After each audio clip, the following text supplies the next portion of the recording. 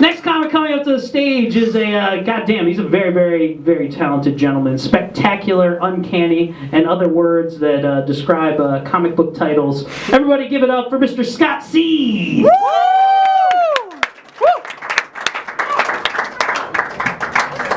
What's up, guys? Hey. All right, so let's just address the elephant in the room here. I know you're all thinking it. How long does this guy last in bed? All right. Oh boy. Well, let's just say if I had a sex tape, it would be a vine. No, don't be fooled by the leather jacket. I actually don't have sex very often. I'm not really comfortable even talking about sex. I'll be with a couple of my guy friends, and they'll be standing around, a girl will walk by, and they'll be like, "Man, that girl had some big ass titties."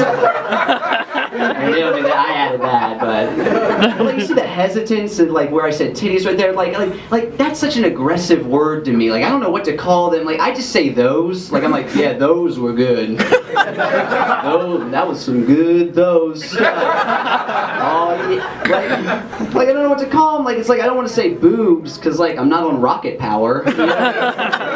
Oh man, those boobs were totally rad. And I'm not gonna say breasts because I'm not on Downton Abbey, and then I'm not gonna say breastises because I'm not Steve Harvey. Don't be fooled, I'm not Steve Harvey. Let's switch gears.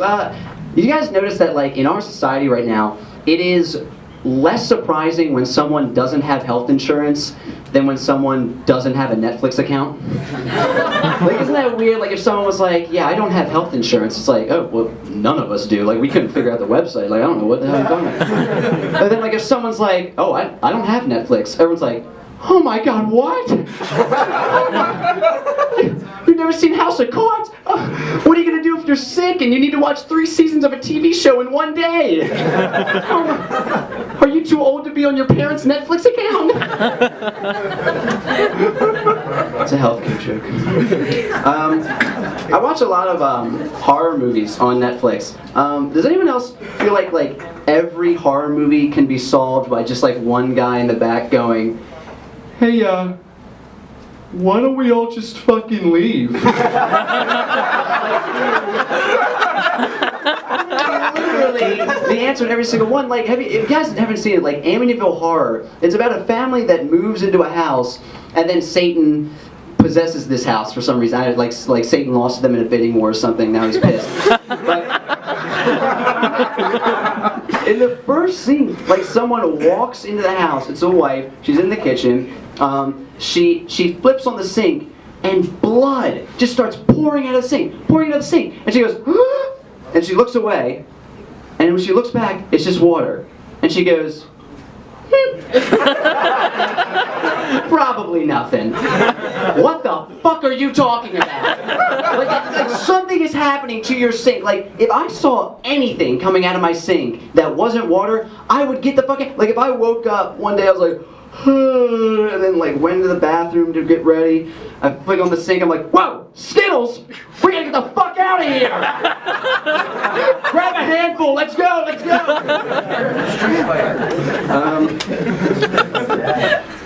Okay, so horror movies freak me out. I actually had a very traumatizing experience when I was a child. When I was a kid, I used to go and play football with some of the fellas around the neighborhood. We'd round them up for a good old game of heterosexual touch football, and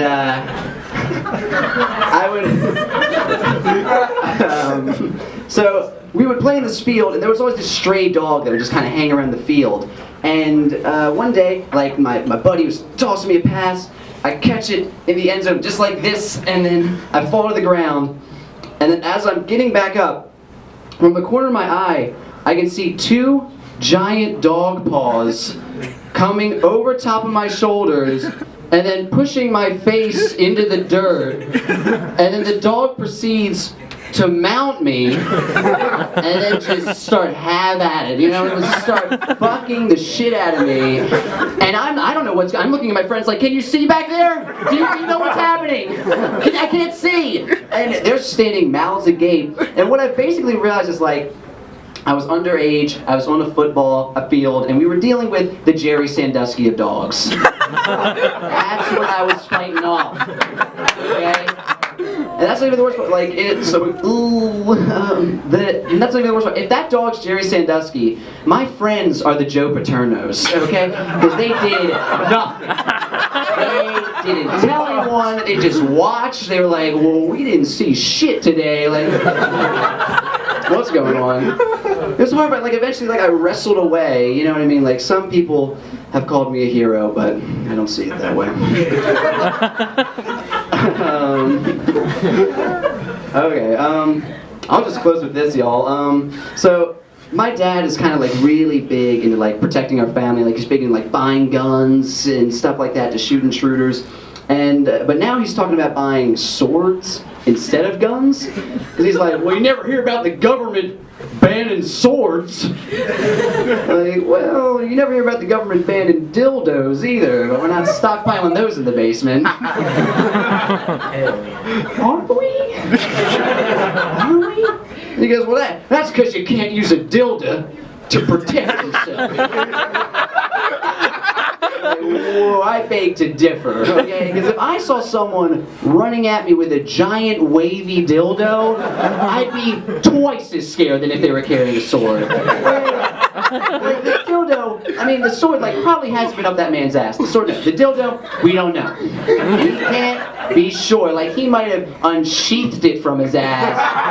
He's now like running at me with it in a rage of some sort. Like any number of substances can be on it. Like I don't need to get AIDS while being beaten to death. That's not how I need to go out. Thanks, guys. I'm Scott Seiss.